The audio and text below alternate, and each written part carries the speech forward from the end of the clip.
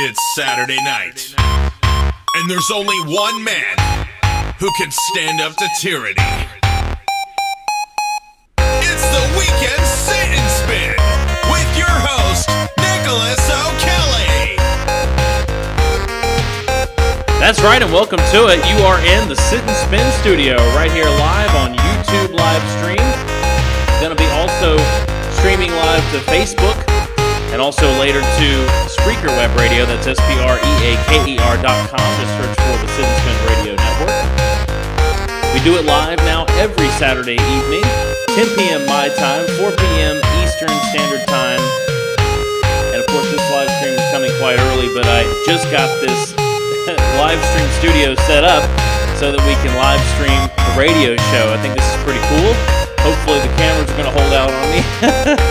I attempted to start the live stream just a few minutes ago, but I've lost connection. So still getting some kinks worked out, still getting a little bit of a lag worked out in the video, but hey, we're doing the best we can. So welcome to it. Glad you're here to join us on this lovely Saturday here from Germany. The weather here has been once again pretty hot this week, but it's cooling down a little bit, which is nice, although I see that the temperatures over on the East Coast where I'm normally at are pretty hot.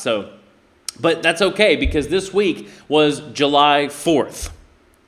Obviously a big holiday in America.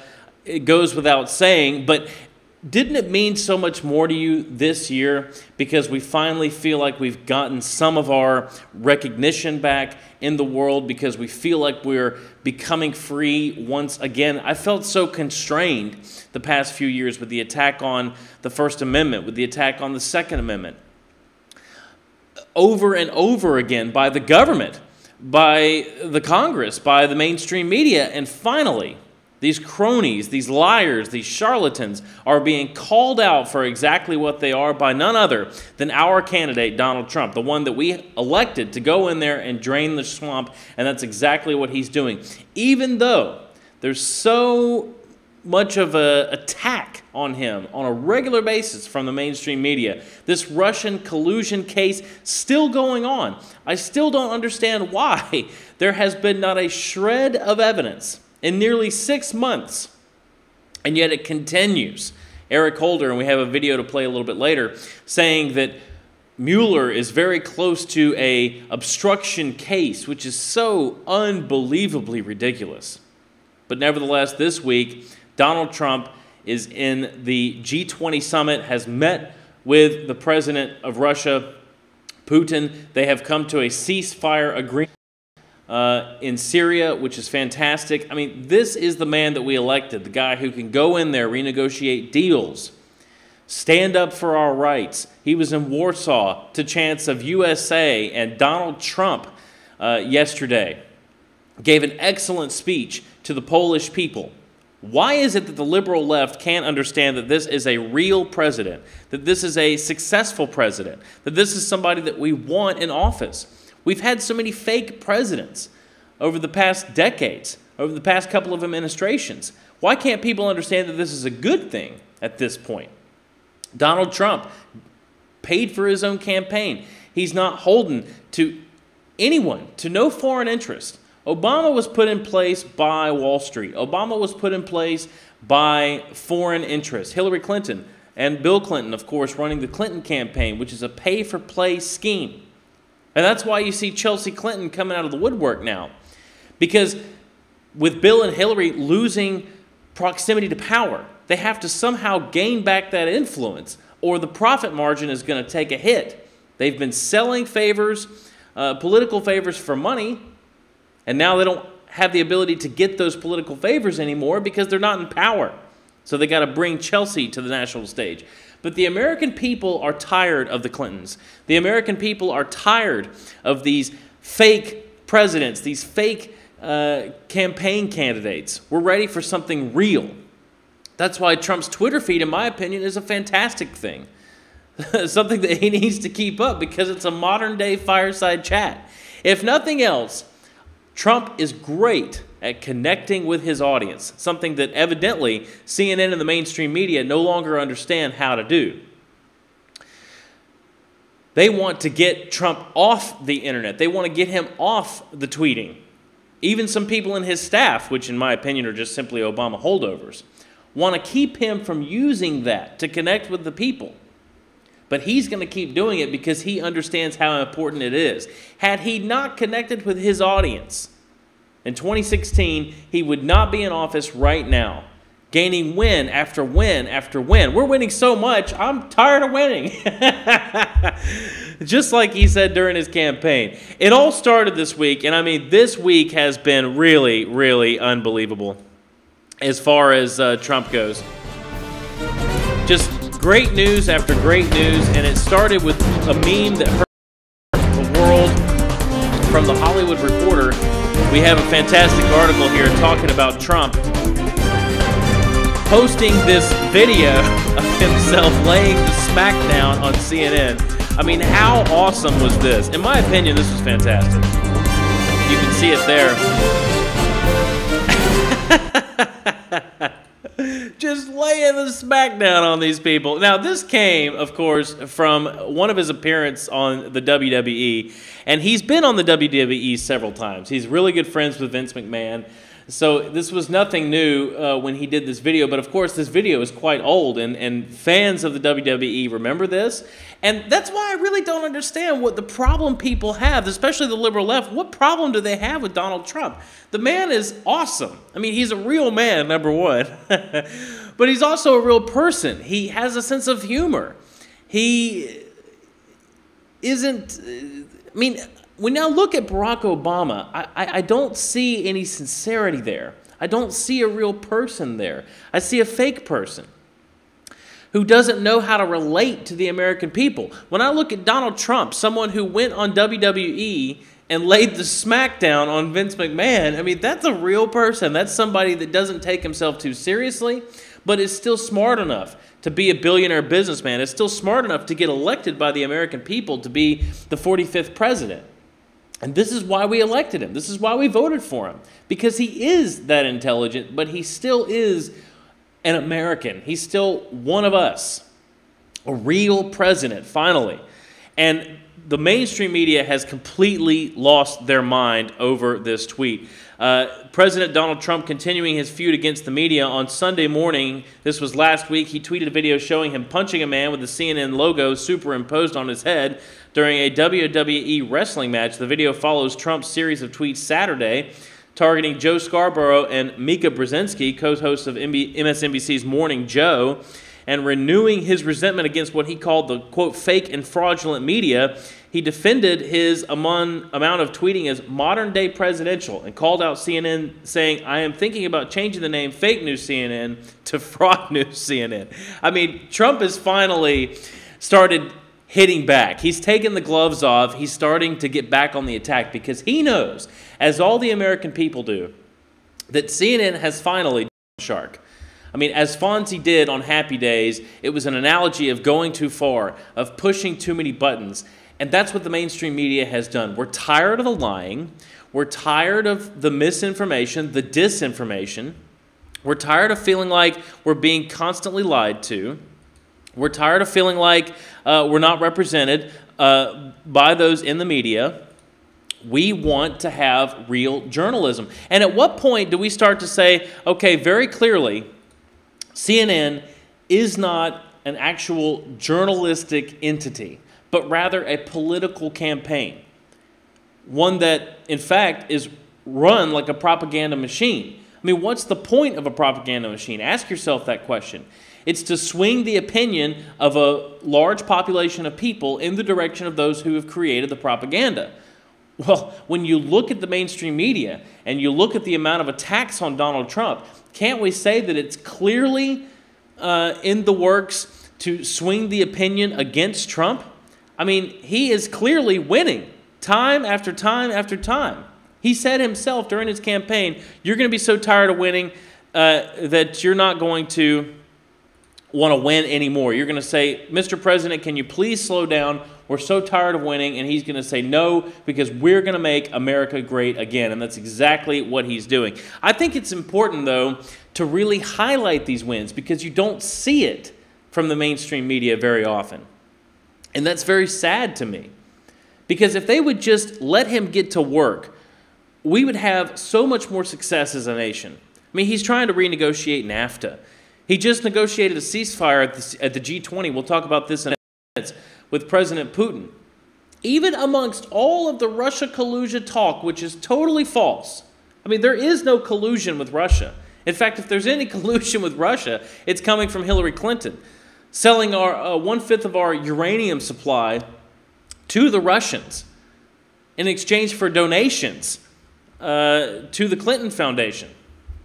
I mean, can't we say that that is collusion on a large scale? How do these people not understand what's really going on here? But I want to lay out 5 noteworthy Trump laws that you might have missed. President Trump has signed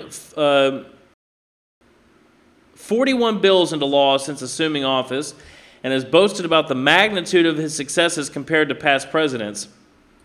I think probably seldom has any president and administration done more or had more success so early on, including a record number of resolutions to eliminate job-killing regulations.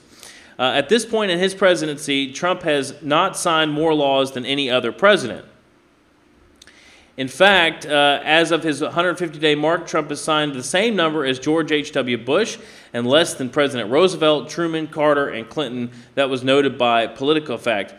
But while there's been no landmark legislation, this article from Axios.com says that there are some noteworthy things that have happened the last 5 months while our attention was elsewhere. Number one, and I want to read these off because I think it's extremely important for the American people to understand this. Trump has used the Congressional Review Act to pass 15 laws, which is a fast-track tactic to reverse Obama-era regulations. Now, we elected Trump to go into office and to roll back the Obama agenda, which was very clearly put in place to bring down our prosperity, to turn us into a globalist nation, to align us with foreign interests. And I mean, in my opinion, there is no denying that.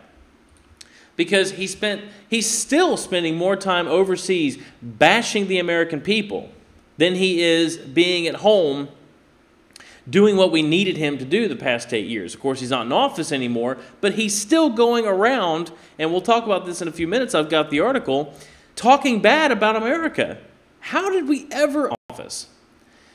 But now we can look in hindsight and say, okay, I feel like we've made a good decision now to bring in a real president who's going to actually represent our interests. Trump's secret weapon, this says, which is the 1996 Congressional Review Act, can overturn midnight rules created by an outgoing president. Until President Trump assumed office, it was successfully used only once. Trump has used it 14 times. The fast-track tactic to reverse Obama's legacy fulfills Trump campaign promises, but it is also a blunt approach to gain political points. The divide between right and left is intensifying as Democrats see the CRA as an abuse of power to appease the far right and special interest. And here are the overturned regulations. I mean, I think this is incredible because he is fulfilling campaign promises. He's doing exactly what he told us he was going to do, which is what's so important here. Number one, federal contractor blacklisting rule, which required companies to report any law from the last 3 years when bidding on federal contracts over $500,000.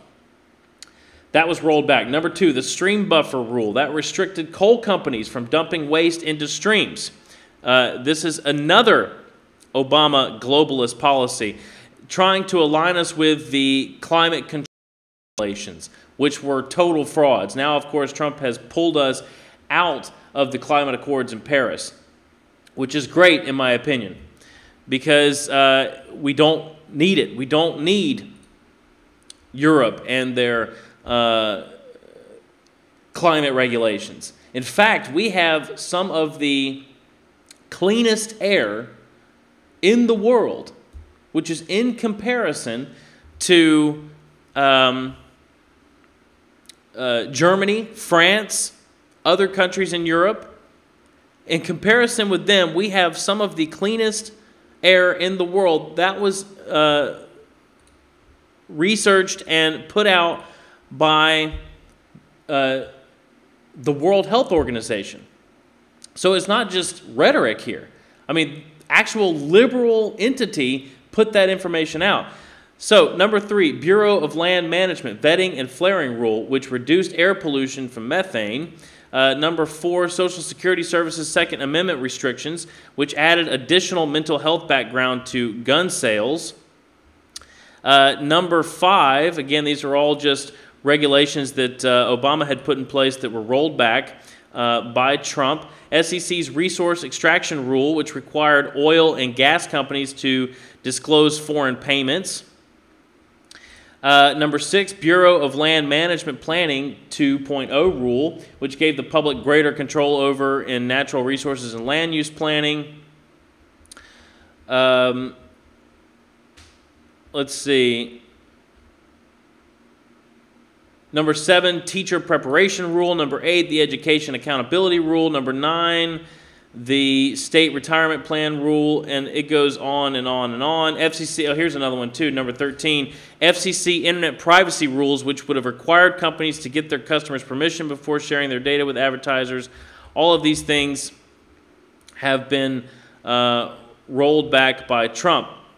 The one new policy, also under the Department of Veterans Affairs Accountability and Whistleblower Protection Act, Trump established the Office of Accountability at the Department of Veteran Affairs with the intent to bring accountability back to the VA, which is fantastic because, of course, the veterans, the VA is in terrible condition, are not taking care of our veterans. That was another campaign promise that Trump talked about, that he was going to get back to taking care of our veterans. Let's see, the U.S. is back in the market to host a World Expo. Thanks to the U.S. wants to compete for a World Expo Act. This comes as Minnesota is bidding to host a World Fair in 2023. Have you ever asked yourself what happened to the World's Fair? I mean, when you go to Disney World, of course, you see the People Mover and the Carousel of Progress, which were all attractions at the World's Fair. When you watch the movie Men in Black, in fact, they go to the former site of the World's Fair for the spaceships in New York. You can get to that spot in one of the Grand Theft Auto video games. But I've always wondered myself, what happened to this? I don't think America's really even been involved in the past few decades. Well, now Minnesota competing to host a World Fair. Federal employees will now be reimbursed for taking an Uber, Lyft, or other ride-sharing services when on official government travel, so that taxpayer money isn't going to pay for these fleets of vehicles anymore, paying for all of this gas. These are measures to save you, the taxpayer, money. None of this talked about in the mainstream media because these are wins on the part of Trump. Number 4, the late Law and Order actor and former Senator Fred D. Thompson had a courthouse in Tennessee named in his honor. And 5, Defense Secretary Mattis was granted immunity from a decades-old law that states whomever holds that position needs to be at least 7 years out of the military service. Mattis served 4 years ago. So, just a few things that Trump has done since being in office. And these are just things that he's done alongside of all of the collusion talks, alongside of all of the attacks from the mainstream media. He's had to be on the defensive for so long. And that's one of the reasons why he finally put out this, this wrestling video, in my opinion. I mean, of course, it was created by a different Reddit user. Trump didn't create this meme. In fact, that sparked a whole firestorm also this week. We're going to get to that in a few minutes, in which CNN went after that Reddit user. But he retweeted the video because he wants to go on the attack himself now. And of course, CNN's trying to make it sound like it's violent, trying to make it sound like it's going to get journalists hurt or whatever, which is completely false. Nobody's going to take that video seriously like that. But they want to make it seem that way so they can give themselves more credibility and continue to bash Trump. Whereas, like I said, if they would just let him get to work, he would get a lot more accomplished. I mean, he's done a lot in his first months in office, even having to deal with this issue. And now, of course, he's overseas and once again doing a great job over there defending Western culture, which has been also being attacked in recent years by Obama, by the UN, with the the radical Muslims causing so many issues in the Middle East. We've been kind of attacked for our culture because we want to integrate them as refugees are coming in, and so on and so on. Now, I want to talk a little bit about as well what Obama's been doing overseas to kind of highlight why it is that we want Trump in office, why it is that we need someone there defending our rights. This also coming from the American Mirror. Obama warns Americans about too much patriotism. On July 4th weekend, our former president was overseas telling the Americans that they need to be careful about showing too much patriotism. This is July 4th. Somehow patriotism, and explain to me, please, how is it that patriotism has become a bad thing? Since when was I no longer allowed to be proud of my country, to be proud of the things that we've accomplished? Being here in Europe, I see a lot of pride, a lot of national pride. And I talk to the Europeans, especially the Germans, and they talk about, of course, for so many decades after World War II, they themselves no longer felt like their culture was accepted, that they could have pride in their own country, that they themselves could stand up for their nation and their values because of what happened in the war. I've told a lot of them myself that they can't hold themselves responsible for what happened. I mean, that was years ago. That's like how the left wants to try to hold me and white people in America responsible for slavery. We didn't do it. Of course, there was slavery during the time of our ancestors, but this is long gone. We can't continue trying to blame people for that. You can't blame people now on what happened so long in the past. It's only going to continue to create more cultural division, more racial division, things that are dividing the country unnecessarily, and this goes for all countries. And I told them, you can't blame yourselves for World War II. I mean, that happened years ago. You didn't do it. Your friends didn't do it. Of course, maybe it was your ancestors. Maybe they took part in it. Maybe it was groupthink that had them take part in it all anyway. But you have to move past that. You have to strengthen your values now. You have to create a new culture out of those shared experiences so that you have a better future. I mean, I like watching Star Trek. They always talk on there about how they used to have all of these problems in their society, of course, talking about what's going on now with racial division and bigotry and so on and so on. But now they've evolved past that. That's a theme in a lot of different episodes. In fact, the very first episode of The Next Generation, Q shows up and puts Picard and a couple of members of the bridge crew on trial for past aggressions from humanity. And Picard says, we can't be held responsible for these now. We've evolved past these aggressions. We've learned to become a new culture based on those experiences. And that, in my opinion, is what's so important. But yet there's still all this racial division coming from our own government. That's what Obama's doing with this. When he says you're using too much patriotism, that's just inciting more division.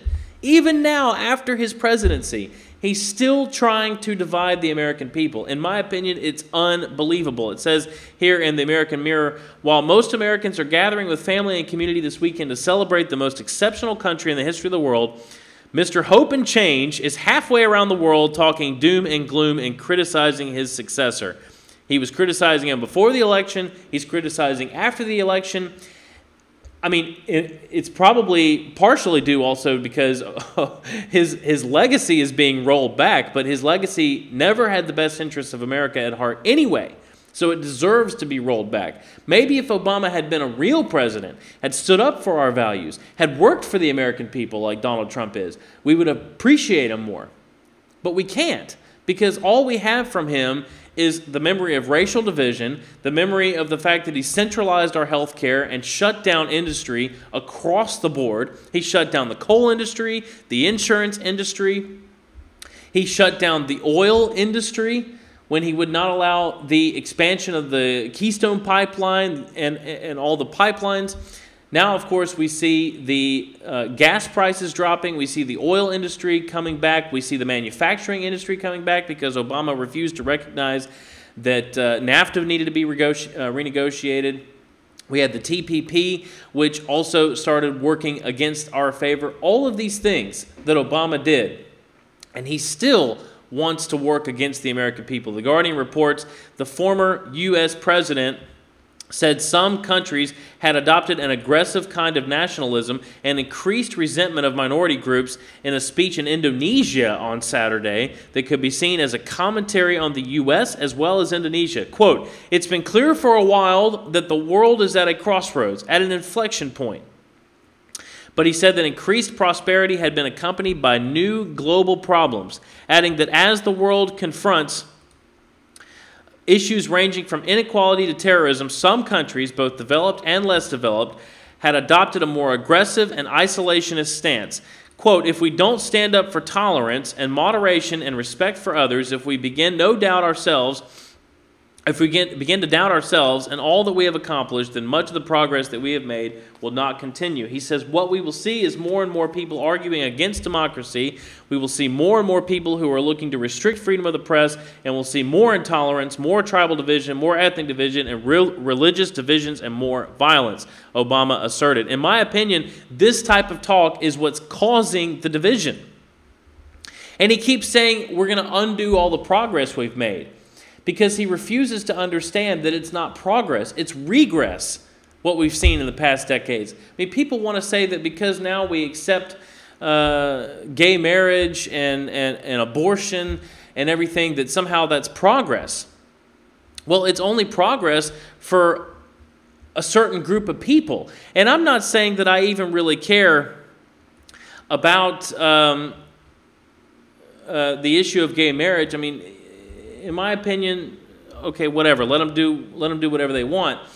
But the point is, that's only relevant to a specific group of people, and them trying to say that if you don't agree with this group of people, then somehow you're a bad person, that you need to accept this into your life. It's like the issue with the radical Muslims. It's not that I have a problem with Islam. It's that I have a problem that when you bring these migrants in, and this goes for also the illegal immigrants who refuse to learn the language or get a job or pay taxes, it's not that I have a problem with them wanting to live in America. I love immigration. I have plenty of friends who are immigrants. My best friend married an immigrant. I mean, I have no problem with immigration. It is indeed what made our country great. And that's what the liberal left, they always try to spin it like we're trying to take away from the fact that immigrants made our country great. It has nothing to do with anything. Of course they made our country great. Of course I recognize that. What I don't like is the fact that we are allowing immigration now, which isn't immigration, but rather more or less an assimilation. They want to come in and assimilate our country. They don't want to integrate. They want to assimilate. They want to take over. They want to impose their will on us. They want to tell us how to live our lives. That if you don't appreciate the hijab, then you're a bigot, or whatever. This does nothing but cause more division. If they want to come live in America, then they need to learn our culture. They need to learn our values. They need to learn how we live and immigrate into it. And this is my opinion. It's not that I have a problem at all with immigrants. I love immigrants. But I want people to understand our way of life, because we have a free country, we have a prosperous country that we've worked very long and hard on, and we want that prosperity to continue. And if we allow people to come in and take over our culture and put us down, then it's going to be political, cultural suicide. And Obama being in Indonesia, talking bad about our patriotism. I mean, what in the world is he thinking? But that's not all he's been up to as of late. He's also had a hand in rebuilding the Democratic Party, because let's be honest here, the Democratic Party has no message. They have no leader. Former President Obama is involved in discussions about the future of the Democratic Party, sources close to the former president tell The Hill.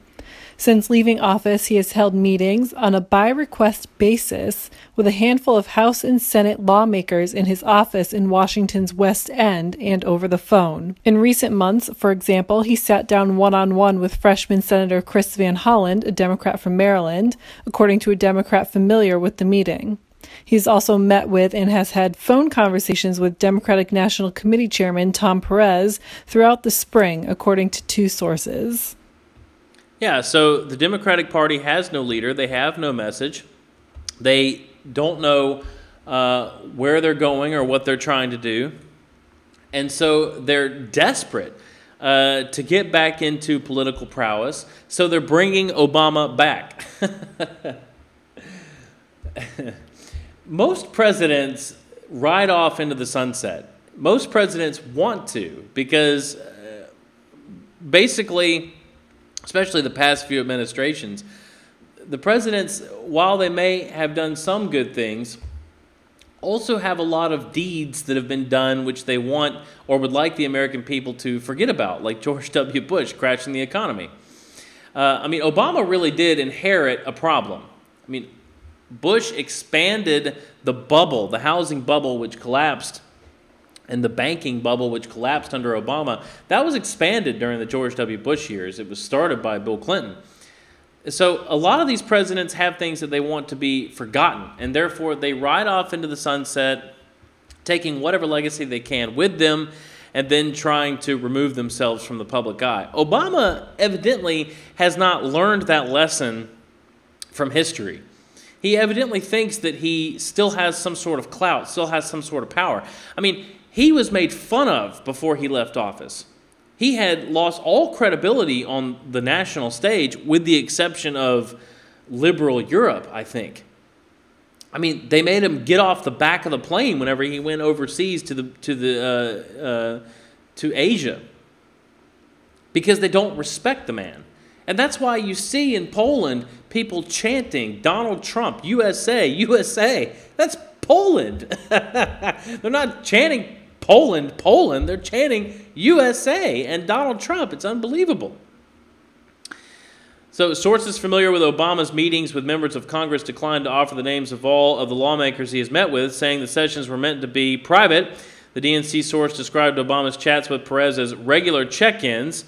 Obama hasn't made a major public presence on the political stage since leaving the White House. Quote, he doesn't want the focus to be on him. He doesn't want to be out front.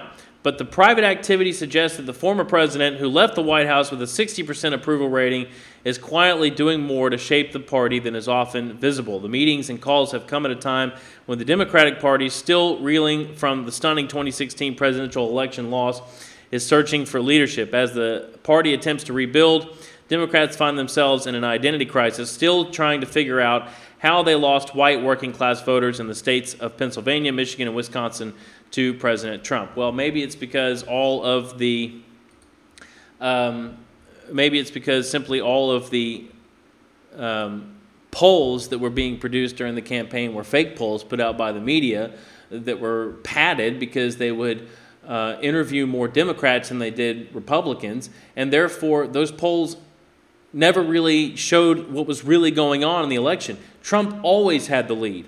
Trump won by a landslide, and in my opinion, he would do so again. It was a rejection of the policies of Obama. The American people are tired of it, and yet he doesn't seem to get that. So he's trying to impose himself once again on a weakened Democratic Party. In my opinion, this is a man who thinks he's going to be able to run for president once again. And we have to watch this in the next weeks and the next months. Now, I just wanted to point this out because while Obama is bashing our freedom, is bashing our American values, what was Trump doing this week? Well, he was honoring, along with going to the G20 before that happened, he was honoring veterans at Celebrate Freedom rally. This comes from Fox News. President Donald Trump delivered an Independence Day address honoring American veterans, hundreds of whom came from the Washington, D.C. area to attend the Celebrate Freedom rally at the John F. Kennedy Center for the Performing Arts. Quote, America is a land rich with heroes, said Trump at the event, which included wounded warriors who are patients at the Walter Reed Medical Center. During his speech, the president personally saluted World War II veteran Harry Miller for his lifelong service and wounded warrior Luis Avila. Miller enlisted in the reserves at 15, even though he was not old enough to serve. Quote, "We all bleed the same red blood," said Trump, promising an adoring crowd that America would win again. Choirs performed the Battle Hymn of the Republic and other hymns and debuted a song with the lyrics, "Make America Great Again." Remember how Obama had the kids singing songs to his name? Remember the kid that prayed to Obama? This is what Obama did during his time in office. President Trump has choirs singing a song entitled "Make America Great Again." And yet the liberal left, they don't get it. They don't understand. It really makes me laugh because they don't seem to understand that what we want is someone who's going to bolster American freedom and prosperity, who's going to defend it, which is basically the opposite of what Obama did for so many years. I mean, he just went out saying, look, we need to watch ourselves. I mean, I remember Obama going and saying that we take things for granted in America, that we're not as good as we think we are. I mean, this guy, what a joke. Trump is proud of America. Trump made a lot of money, by the way, off of American prosperity. I mean, if there wasn't a prosperous America, who would stay in the hotels? Who would be his customers? How would he make any money if America wasn't a free country? If he wasn't free to open a business and expand that business to the extent that he has, he wouldn't have any money. And so, of course, for Trump, American prosperity is extremely important. All right, I think it's time to move on then. I think you get it. On Monday, the left struck back. As hard as they possibly could, anyway. They started talking about how they were going to use the 25th Amendment to oust Trump. Now, this is something that's still being talked about, which it's totally ridiculous. I mean, the 25th Amendment was not put in place to impeach a president just because he tweeted too much. Of course, the Founding Fathers, the 25th Amendment actually was ratified pretty late in the game, so we can't even say that the Founding Fathers really thought about this, because I don't think that they did. We could say the framers of the Constitution, more or less, put this amendment in place pretty late, but it had more to do with incidents like Eisenhower having a heart attack. When a president is under the knife or has been given drugs for some reason in a medical situation, you can't have a president who is unable to occupy the office every minute of the day, okay? If he's in surgery under anesthesia or whatever, and a nuclear bomb was to go off somewhere or something, then what would we do? I mean, that's more or less the point of the 25th Amendment. But of course, it declares a president unfit for duty. It's almost like when you watch military movies, or again, I'll reference Star Trek, and someone has been under the influence of some foreign alien entity. They're declared unfit for duty by the doctor or the captain, or in military movies by their ranking officer or whatever, okay? What do you do in that situation? Well, you take them off duty. Well, it's the same thing for a president. What are you going to do if there is some situation that actually makes him unfit to be able to run the country? Well, in that case, he's got to turn power over, or you need to shift power as the American people over to someone else who can fulfill those duties. Well, the Democrats think that this is a good idea to use for Trump after he tweeted out about laying the smackdown on Vince McMahon. Democratic bill lays the groundwork to remove Trump from office. House Democrats are on a mission to educate the American people about a little-known power of the 25th Amendment, the ousting of the president. Led by freshman Representative Jamie Raskin of Maryland, a group of growing Democratic co-signers, has put forth a bill that could force President Donald Trump from office if he were found mentally or physically unfit. Although it was introduced in April, the bill has gained steam in the past week as Trump tweet storms has grown in ferocity. Given Donald Trump's continued erratic and baffling behavior, this is a quote, "Is it any wonder why we need to pursue this legislation? The mental and physical health of the leader of the United States and the free world is a matter of great public concern." If successful, the law would create an 11-member bipartisan known as the Oversight Commission on the presidential capacity, which would medically examine the president and evaluate his mental and physical faculties. Rankin hopes to take advantage of Section 4 of the 25th Amendment, which allows the vice president to remove the president if he or she has the consent of the majority of the cabinet or such other body as Congress. You can take a listen. He's just this steel ball that hits something, the bells go off, and then he bounces off and hits something else. And that's not the most reassuring image you want in a nuclear age at the highest levels.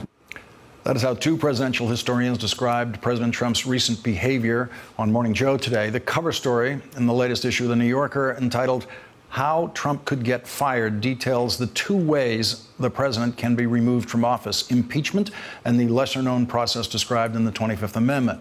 Republican Bill Kristol, who worked in the office of the vice president in the first Bush White House, said this in The New Yorker about the chance of President Trump being removed from office. "It's somewhere in the big middle ground between a 1% chance and 50. It's some percent. It's not nothing." Joining us now, Evan Osnos, a staff writer at The New Yorker. He wrote the story, "How Trump Could Get Fired," in this week's issue of The New Yorker. Evan, thank you very much for joining us tonight. We've covered the 25th Amendment on this show starting a while ago. What got you interested in it to do this exhaustive study of both methods, the 25th Amendment and impeachment? Sure. You know, Lawrence, in many ways, as you've explored on the show, this is a conversation that people are having around the dinner table. It's one people have at the office. Members of Congress are talking about it in private, and the question is very simple. Is this a president who is able to do the job and is able to go the distance? And let's state at the outset here that by any normal accounting, most presidents last 4 years. Only one's resigned, 2 have been impeached but weren't ultimately removed. 8 have died in office. But this is a president who is beset by doubts of a completely different order of any president that we've seen as long as we've been looking at this question. And the truth is that there are people having an active conversation about whether or not he'll last. And we said, let's actually test that on the basis of law and history and really assess whether or not the chances are meaningful. And what we found was surprising. Yeah. The 25th Amendment would be what would be invoked if people looking at him from a mental health perspective get nervous about it. We've had those discussions here on this program. I want to play something that Joe Scarborough said this morning because I think it's typical of what you're talking about, kind of the dinner table conversations that are going on out there. And he started, but nobody has asked this question before, but why did we even have a civil war? My mother's had dementia for 10 years. That sounds like the sort of thing my mother would say today.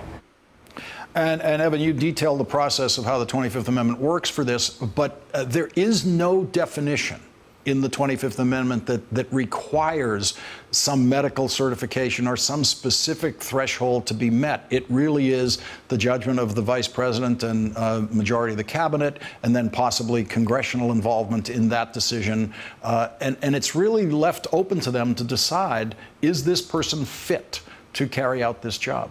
That's exactly right. I think that's enough of that. It was always designed to be understood within the political context. This is what we're dealing with now, is that the liberal left, like I said, thinks that they can somehow use this amendment to oust Trump. I mean, can you believe this? I mean, it's just, of course he's fit for duty.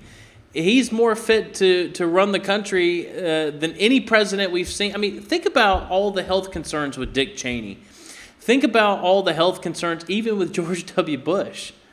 Obama didn't have so many, but, I mean, these are the same people that had no issues with these presidents being in office at that time are now trying to oust Trump using the 25th Amendment, saying that he's not fit for duty. And yet the left says that it's the conservatives' fault that there's so much division in the country. Get a load of this. From Newsbusters, we have NBC decries rise of conservative media for creating polarized country. No mention of MSNBC. What NBC's Willie Guy spun as a rundown of the political echo chambers in America on Sunday Today quickly devolved into a condemnation of the rise of conservative media. Quote, fake news is a favorite term, as you know, of President Trump. When what you consider real and fake in many cases has become a question of where you're sitting and who you're listening to. According to him, reporter Hallie Jackson was supposed to talk about, quote, media culture that has used talking past each other, but it quickly became a hit piece on outlets as they despise.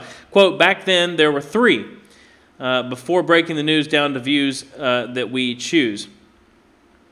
Jackson spoke with the left-leaning progressive who admitted she got her news from social media and NPR. Quote, I don't know how we have a conversation with each other when we're not speaking the same language. So the left saying that it's the conservatives' fault that there's so much division in the country, and yet they continue to bash the person that we elected to office rather than just getting behind him and letting him get to work. And this is my whole thing, is that I want to make this point clear. Can we just leave Trump alone? Lindsay Lohan even came out this week. Not that she has a whole lot of credibility, but even she came out this week and said, let's just leave the guy alone and let him get back to work. I mean, look at the migrant crisis in the EU right now. They have boats and boats and boats of people crossing the Mediterranean. Remember the death trains that came up from Mexico and South America?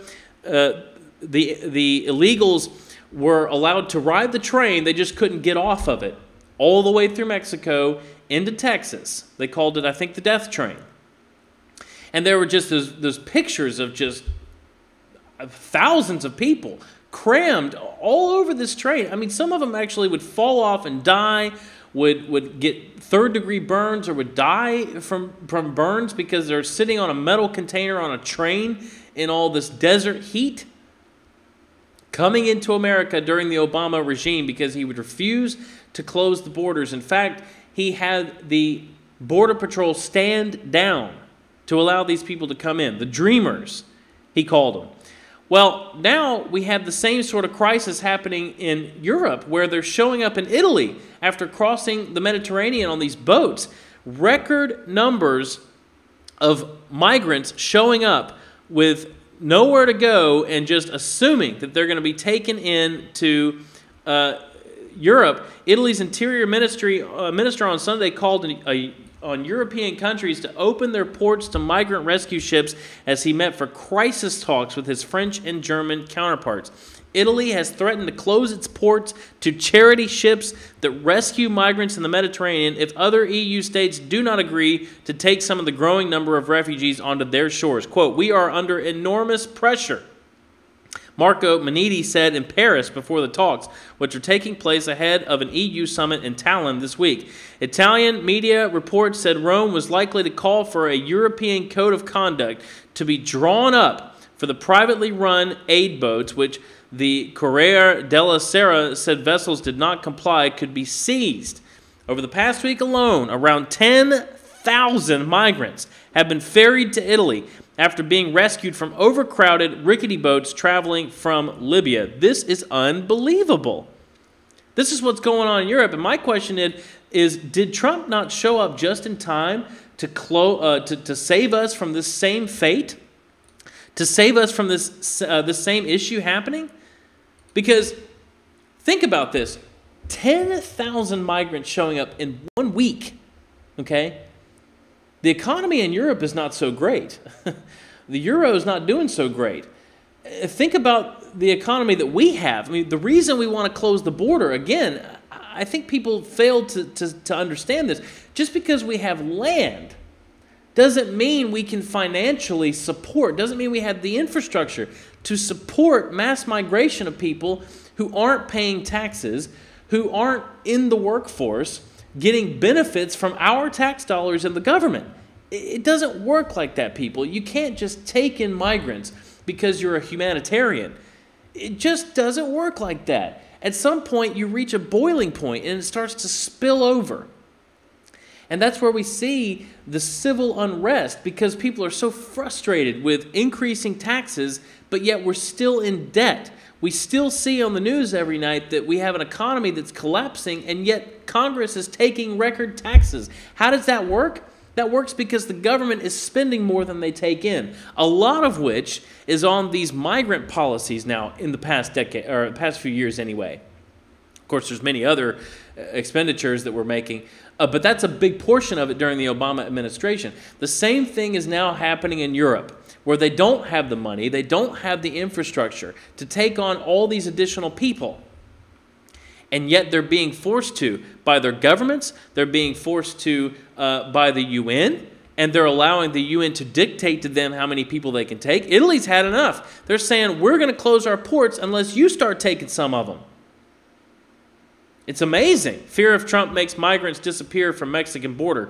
Their border town shelter used to be full of migrants on the way to the United States. Now it stands nearly empty thanks to the American president. They're talking about the shelters that are near the border of America, which used to house somewhere around 100 migrants per night. Sometimes that number would hit 300 or more.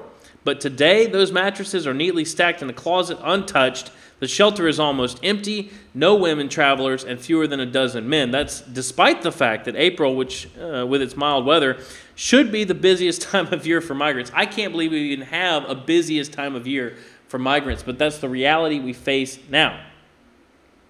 But there's only one explanation. This comes from the Daily Beast, by the way, for why we're seeing a decrease in migrants, and that is President Donald John Trump, the man who said we're going to close our borders, we're going to have the Border Patrol do their job, because we simply can't take all of the pressure. We simply can't take these additional resource requirements just because we feel like being good people.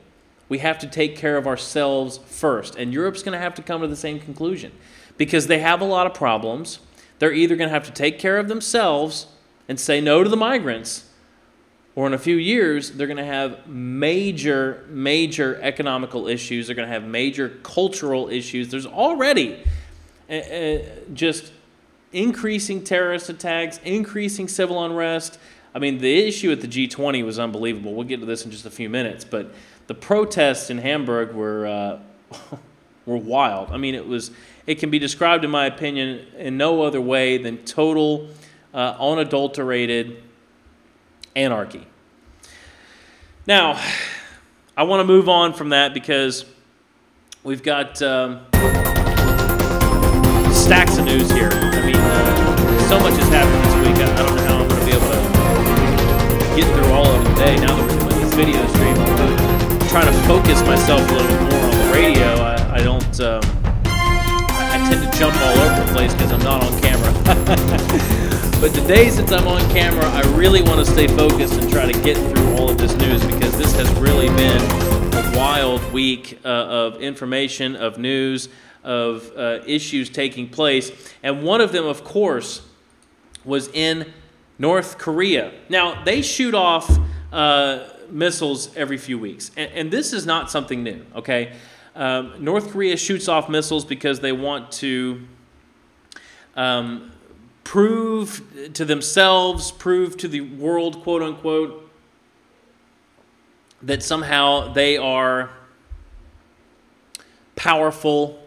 It's a pissing contest, okay? There's no other way to describe this. Kim Jong-un wants to show Trump that he's the bigger man, because they suppress humanity in their own country.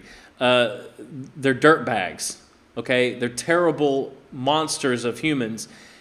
And in order to, I guess, make themselves feel better about that, to make themselves feel better about the atrocious humanitarian issues in their country, they want to fire off some missiles and start some wars so that they can justify their actions. I really, to be honest, I don't get it. I mean, I don't know if you can really analyze why a psycho is a psycho. I mean, it's just not possible. He's crazy. I mean, I think that's the best way to describe it.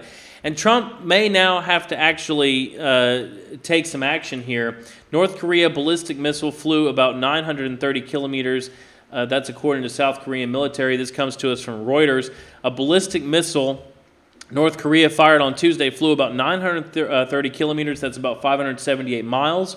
South Korea's Joint Chiefs of Staff said the South military said it could not immediately confirm the altitude of the missile.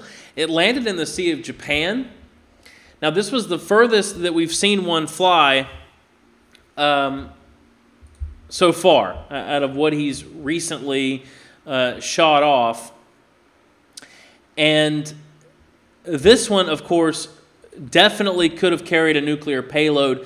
What's also very interesting is that this really could have done some damage in the Sea of Japan. I mean, this could have hit some cargo ships. This could have hit military vessels. It could have gotten to Japan. Of course, the trajectory that they used to fire it off at wasn't such that it would go that far. But it very well could have, given a different trajectory, gone to Japan. It could have reached Alaska, according to our military. And now, okay, now we're on high alert, because the question is, do we need to shield Alaska? What do we need to do to put a stop to these actions? Well, the U.S. has now said that they are, or we are, prepared to use force on North Korea if we must. Nikki Haley was at the UN members of the Security Council. If North Korea will treat an innocent young student the way it treated Otto Warmbier, we should not be surprised if it acts barbarically on a larger scale. North Korea's launch of an ICBM is a clear and sharp military escalation. The United States is prepared to use the full range of our capabilities to defend ourselves and our allies. One of our capabilities lies with our considerable military forces. We will use them if we must, but we prefer not to have to go in that direction. If we are unified, the international community can cut off the major sources of hard currency to the North Korean regime. We can restrict the flow of oil to their military and their weapons program. We can increase air and maritime restrictions. We can hold senior regime officials accountable. Yesterday's ICBM escalation requires an escalated diplomatic and economic response. Time is short. Action is required. The world is on notice. If we act together, we can still prevent a catastrophe, and we can rid the world of a grave threat. And now, with round-the-clock updates from Reuters journalists, here are today's top stories. Trump addresses the elephant in the room in his meeting with Putin. All right, that's enough of that. Let's get off of that. A new ceasefire agreed to So Tillerson now saying that we would like to have global action. There was a call from him to do something about this. And Trump, the question is, what do you do about something like North Korea? Do we want to go to war because North Korea is crazy? I mean, the fact is Japan and South Korea are two of our greatest allies. And in my opinion, we should try to protect them, take care of them in the best possible way that we can. Because, of course, that's what we do for our allies. But at what point do you just drop a bomb? I mean, how do you make that decision? I think Trump is faced with some pretty difficult decisions over the next weeks and months with this new development with the ICBM. Secretary of State Rex Tillerson called for global action to stop North Korea after the country claimed they successfully tested an intercontinental ballistic missile on Tuesday. Of course, they did. Tillerson condemned the missile launch in a statement saying that testing an ICBM represents a new escalation of the threat to the United States, our allies, and our partners, the region, and of course the world. Quote, global action is required to stop a global threat. Any country that hosts North Korean guest workers, provides any economic or military benefits, or fails to fully implement UN Security Council resolutions is aiding and abetting a dangerous regime. Tillerson called on all countries to show North Korea that there are consequences for their nuclear weapons test and that the U.S. will bring up the actions before the UN Security Council and seek harsher measures against the country. Now that's coming from Tillerson, but Trump has not given up on diplomacy, and he was very adamant about saying that within his own administration. This comes from Breitbart News. Trump administration not yet giving up on diplomacy with North Korea. President Trump and members of his cabinet say they have not abandoned diplomacy to get North Korea to give up its nuclear weapons program after the rogue regime conducted its first successful intercontinental ballistic missile test. Trump has expressed growing irritation with China for not doing more to rein in its ally. This is the big problem for me, is at what point is China going to take responsibility? Supposedly, this is their baby. This is their bedchild, okay? China is supposed to be the supreme leader, so to speak, of North Korea, using their own terms. So when are they going to step in? I mean, they were at Mar-a-Lago. They were trying to make a deal with Trump, just like a lot of other foreign leaders. They don't want Trump coming against China. They're not ready for that kind of conflict. So at what point are they going to step in and rein this guy in? And the question is, can they? Can they actually rein him in? I mean, it could very well be that they're not capable of doing that, like they say that they are. Donald Trump tweeted, "The United States made some of the worst trade deals in world history. Why should we continue these deals with countries that do not help us?" Talking about China. Trade between China and North Korea grew almost 40% in the first quarter of this year. So much for China working with us, but we had to give it a try. So the question is, with all the deals he's been able to make with other foreign leaders, will Trump be able to make a better deal with China, that we can somehow have some assistance with North Korea? Because other than a conflict from us, I mean, we're not going to be... He says he's not giving up on diplomacy, but he's mainly talking about diplomacy with China, that they can do something about North Korea. But if they're not capable of doing anything, then the only way we can stop North Korea from attacking us, which seems to be their goal, as Kim Jong-un is promising more presents or gifts of missiles, I mean, that's a direct threat, not only to the Trump administration, but to America. And of course, Trump's going to have to protect our interests. So the only way to do that when you have a country like North Korea threatening you on a regular basis is to start a conflict, is to go to war with these people, is to lay the smackdown, as it were, on North Korea. And I don't think Trump wants to do that. So the diplomacy he's talking about is with China, that they rein him in. But if they're incapable of doing that, then I'm not sure where we go next with this other than direct conflict with North Korea. All right, we're going to move from this because on Wednesday of this week, it's a week in review here on the Sit and Spin, and we're getting slowly through all of the major occurrences that happened in the news this week. I'm telling you, this was a completely packed week. CNN, New Day. CNN promised not to identify a pro-Trump Reddit user if he apologized. A nice thing, according to them. Yes, indeed.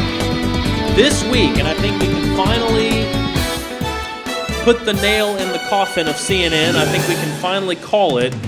You can put the fork in them, Jerry. They're done. I mentioned earlier that the mainstream media has jumped the shark. I think CNN has finally hung themselves.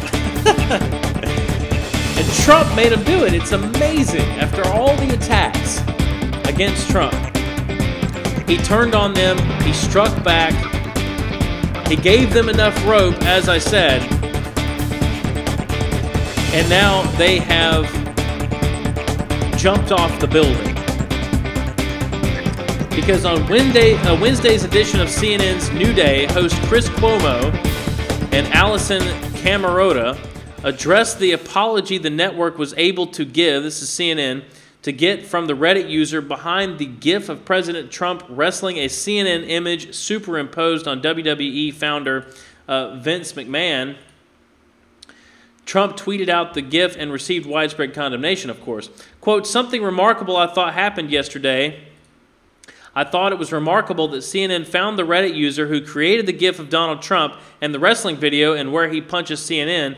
So the investigative team went back and forth and found the guy who first created this and took credit for it. And then then here comes the remarkable part. He apologized." You can hear this from participation. CNN themselves. Okay, so take a listen. Another issue that came up here. Something remarkable I thought happened yesterday. I thought it was remarkable that CNN found the Reddit user who created the GIF of Donald Trump in the wrestling video and where he punches CNN. So the investigative team went back and found the guy who first created this. He took credit for it. And then here comes the remarkable part. He apologized. Mm-hmm. He apologized for having done this. How often do you hear someone who creates a video that goes viral then say this? This is what he told CNN. "I would like to apologize for the posts made that were racist, bigoted, and anti-Semitic." These are the other posts that were on his account. "I am in no way this kind of person. I would never support any kind of violence or actions against others simply for what they believe in, nor would I carry out any violence against anyone based upon that or support anyone who did." He went on. He was so... But then why is there so much stuff on his account?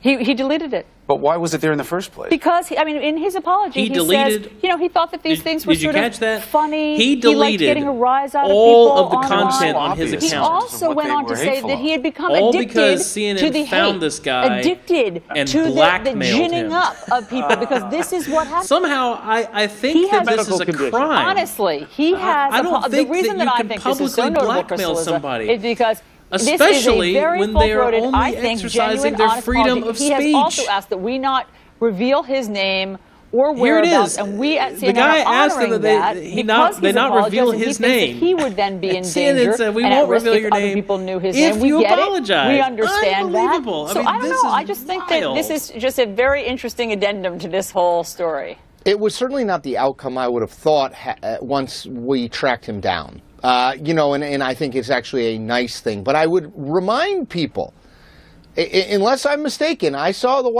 quotes coming out of the White House over the weekend saying Donald Trump did not get this image from Reddit.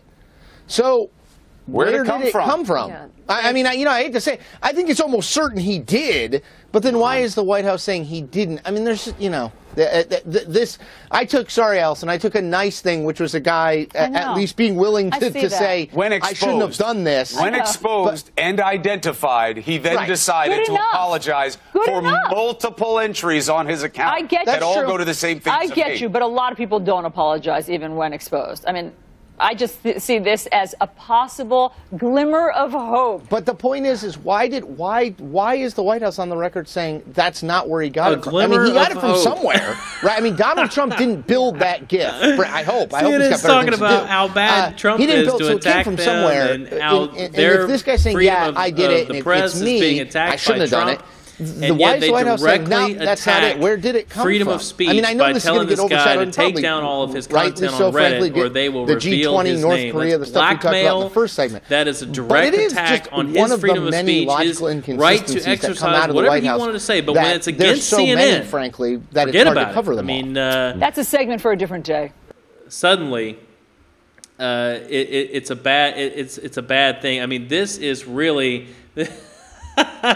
For me, this is really unbelievable. Now, that's not all that happened on Wednesday. Also, federal investigators finally paid a visit to Kathy Griffin. I mean, the fact that she held up the picture of the bloody severed head of Trump, I mean, it was, of course, she also has freedom of speech, but let's be honest.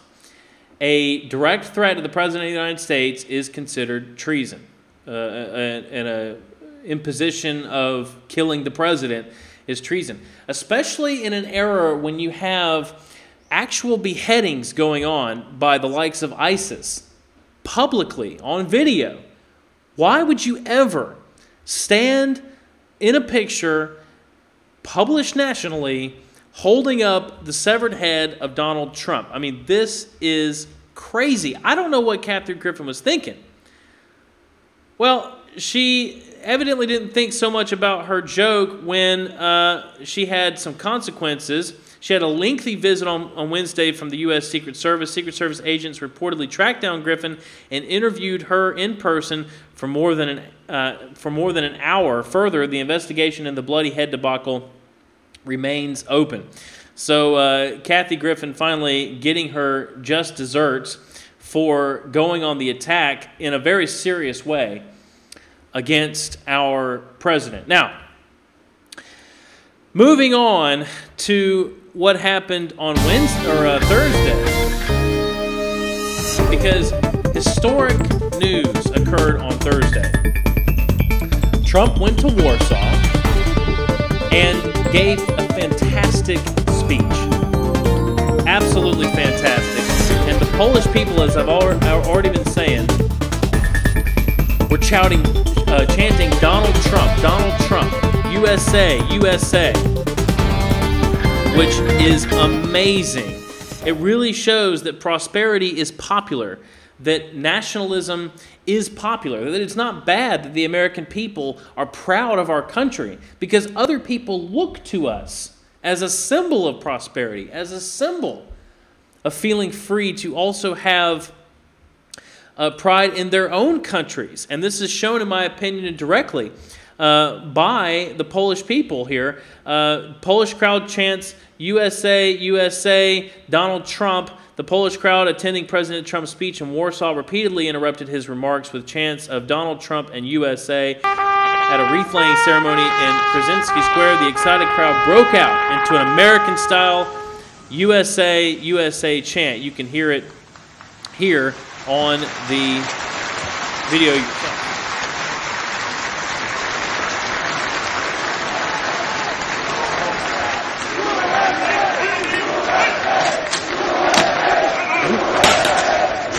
This is a Fox News alert. It is 1:16 in the afternoon in Warsaw, Poland, where, as you can see, the President of the United States and the First Lady are in Krasinski Square.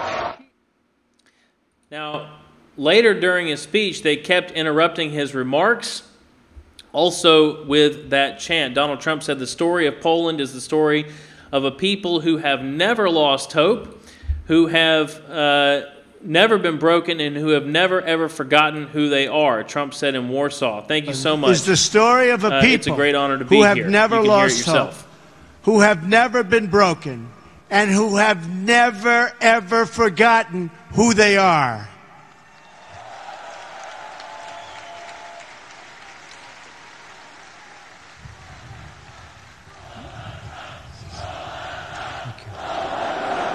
Donald Trump. Donald Trump. Now, how can the Polish people in Warsaw be more proud of our president than we are? I mean, this is amazing to me. Thank you. But that goes to show that there is something to Donald Trump, and it's not just us. It's not just the conservatives. It is worldwide. The Trump effect has taken hold over the entire world. And it's nothing to sneer at. It's nothing to be ashamed of. It's something very, very special. Now, this is possibly his best speech yet, and I have 9 highlights from the speech. From emerging Trump doctrine, West will never, ever be broken. This coming to us from Breitbart. President Donald Trump always shines when the Klieg lights are the brightest. On Thursday, Trump went to Poland and delivered a landmark speech in front of the Warsaw Uprising Monument, in which he forcefully defended Western civilization. I've got the top 9 highlights according to Breitbart. Trump says, "In the Polish people, we see the soul of Europe." He says, "For 2 centuries, Poland suffered constant and brutal attacks. But while Poland could be invaded and occupied, its borders even erased from the map, it could never be erased from history or from your hearts. In those dark days, you have lost your land, but you have never lost your pride. Poland is a great land of great heroes, and you are a people who know the true value of what you defend." This is my first visit to Central Europe as president, and I am thrilled that it could be right here at this magnificent, beautiful piece of land. It is beautiful. Poland is the geographic heart of Europe, but more importantly, in the Polish people, we see the soul of Europe. Your nation is great because your spirit is great and your spirit is strong.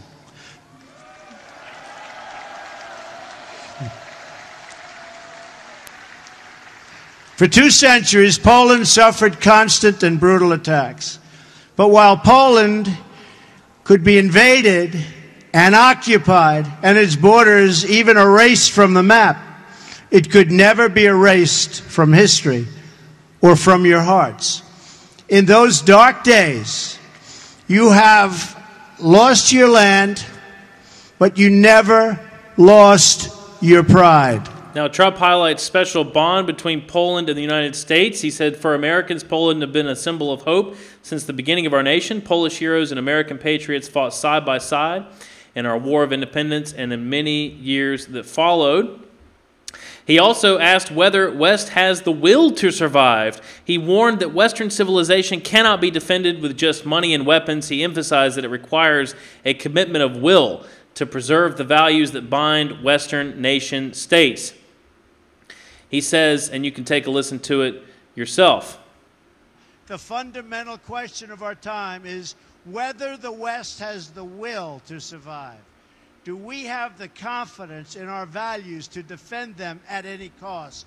Do we have enough respect for our citizens to protect our borders? Some of these videos are not quite as loud as the others. Number 4 of the highlights here, Trump forcefully defends Western civilization. And this is what I was talking about earlier with Obama, that Obama, to this day, still cannot find it within himself to defend Western civilization, even though it is that prosperity, it is that civilization that made him a rich man.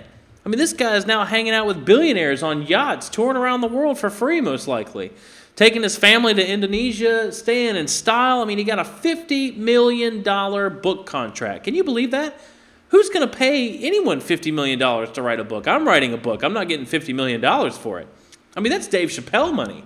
Trump forcefully defends Western civilization. Ronald Reagan said that freedom is fragile and is never more than one generation away from extinction. Donald Trump understands that, and Trump echoed similar themes while defending the West's values and bonds of culture, faith, and tradition that makes us who we are. He says our citizens did not win freedom together, did not survive horrors together, did not face down evil together, only to lose our freedom to a lack of pride and confidence in our values. We did not and will not. We will never back down. He also, to the credit of the conservatives, or I'm not sure how I want to say that, but the conservatives gave him credit for also challenging Russia. They've been wanting to do for him to do this for some time. Now he has. Trump critics who can never find anything Trump does to be praiseworthy nitpicked and said Trump should have challenged Russia even more. But the fact remains that after praising Poland for acquiring from the United States the battle-tested Patriot air and missile defense system, which Trump said was the best anywhere in the world, Trump urged Russia to join the community of responsible nations and cease its destabilizing activities in places like Ukraine. He says, today the West is also confronted by the powers that seek to test our will, undermine our confidence, and challenge our interests to meet new forms of aggression, including propaganda, financial crimes, and cyber warfare. We must adapt our alliance to compete effectively in new ways and on all new battlefields. We urge Russia, he says, to cease its destabilizing activities in Ukraine and elsewhere and its support for hostile regimes, including Syria and Iran, and to instead join the community of responsible nations in our fight against common enemies and in defense of civilization itself. The sixth highlight that we have from Breitbart, Trump defends NATO, says America stands behind Article 5. He's been falsely criticized by fake news networks for not standing behind Article 5. Trump pointed out that by insisting that members of NATO finally meet their full and fair financial obligation, billions of dollars have poured in, which is actually strengthening NATO. I I would point out that the United States has demonstrated, not merely with words, but with its actions, that we stand firmly behind Article 5, the mutual defense commitment. Words are easy, but actions are what matters. And for its own protection, and you know this, everybody knows this, everybody has to know this, Europe must do more. Europe must demonstrate that it believes in its future by investing its money to secure that future. He also talked about radical Islam and open borders threatening Western civilization. Trump has repeatedly said the United States has the right to pick immigrants who love us and want to love our country. That's what I mentioned earlier. Similarly, Trump spoke about the threat radical Islam poses and emphasized the importance of welcoming new citizens who, quote, share our values and love our people. He also talked about God. This is something that I really like about Trump. He never is hesitant to talk about his faith, to share his faith in God Poland, and how it affects him as a politician, as a businessman, as a human. Still cry out, we want God.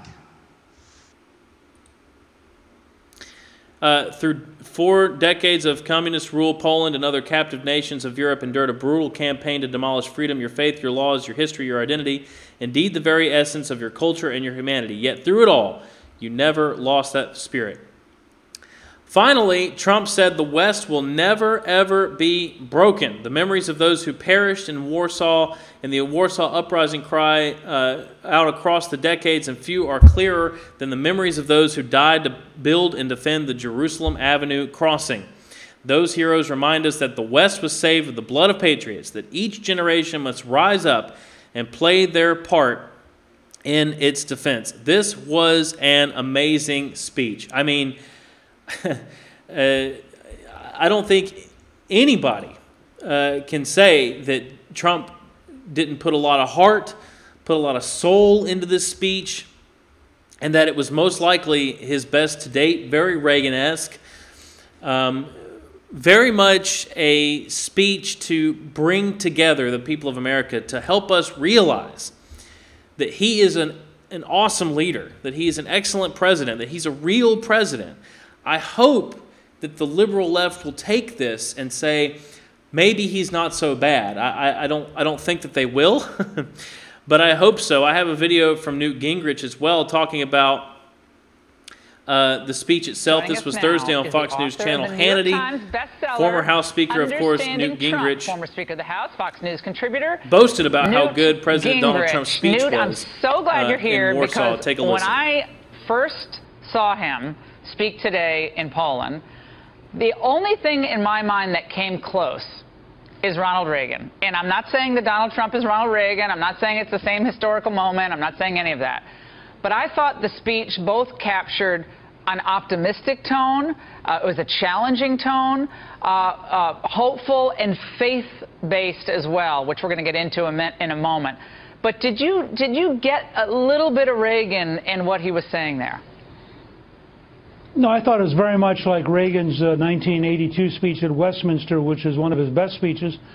Trump is describing in a way almost no American president has since Franklin Delano Roosevelt, that this is a war about civilization, that we are in a struggle. And I thought he was particularly courageous in pointing out that not only are we in a struggle with Islamic terrorists, we're also in a struggle with bureaucratic secularists, such as the British court that basically wants to kill Charlie Gard, the little baby that they do not want to allow to go and have any kind of help either at the Vatican or in the United States.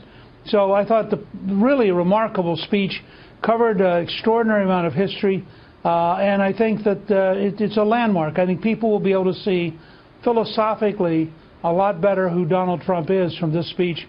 And I think from the standpoint of the Polish people, it was enormously heartening to have an American president so decisively with them and so openly tough about communism and about Russia. And hearkening back to Reagan, the evil empire speech. Okay, so you can hear what Newt Gingrich there thinks about the speech. Like I said, I think it was basically his best to date. I was very proud of Trump after hearing this. Now, we are running out of time. But unfortunately, we must get to this news as well before we can close the show. Now, the G20, there was hell in Hamburg. I mean, I'm not going to go into so much detail, but protests ran amok. Of course, Merkel sent out the military, basically. It was a police force with armored vehicles to stop the protesters. Normally, we're used to the protests like that happening in America, but at the G20, it was something to see. Nevertheless, Trump met Putin for the first time. And unbelievably, they made a lot of headway. The two managed a ceasefire agreement in Syria. Trump promised no boots on the ground. Now, the very first time Trump meets Putin, after all the talks of Russia collusion, of course, he was also very tough on Russia, which is what everyone wanted. But from the AP sources, and this is breaking news here, Russia reached deal on Syria ceasefire with America. From Hamburg, the United States and Russia have reached an agreement on a ceasefire in southwest Syria. 3 U.S. officials said Friday as President Donald Trump held his first meeting with Russian President Vladimir Putin. The deal marks a new level of involvement for the U.S. in trying to resolve Syria's civil war. Although details about the agreement and how it will be implemented weren't immediately available, the ceasefire is set to take effect Sunday at noon, Damascus time, said the officials who weren't authorized to discuss the ceasefire publicly and, of course, spoke on anonymity. Jordan and Israel are also part of the agreement.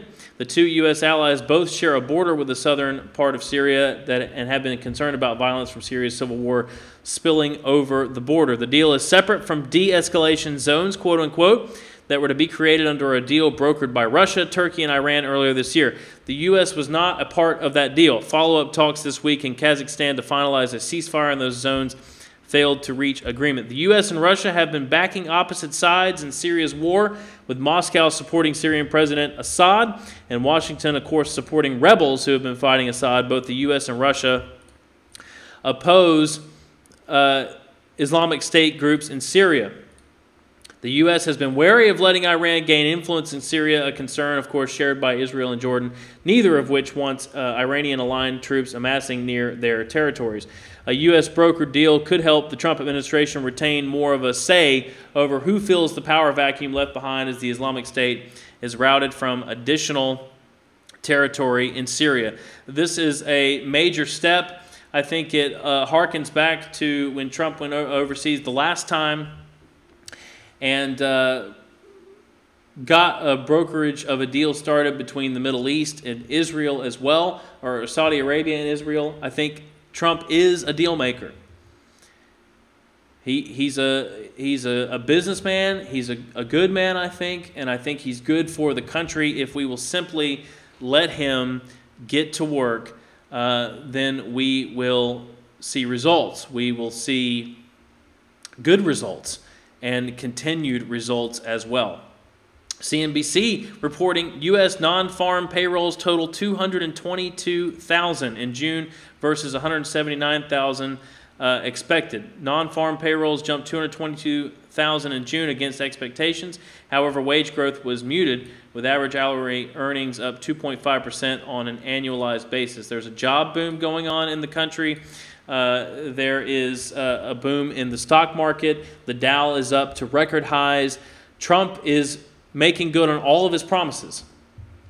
The question is, are we going to get behind him and help him make America great again? I'm Nick O'Kelly.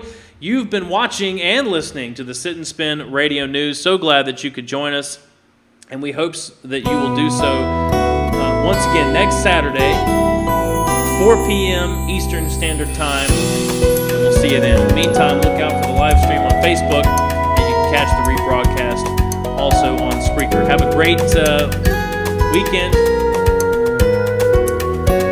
and a great week. See you Saturday.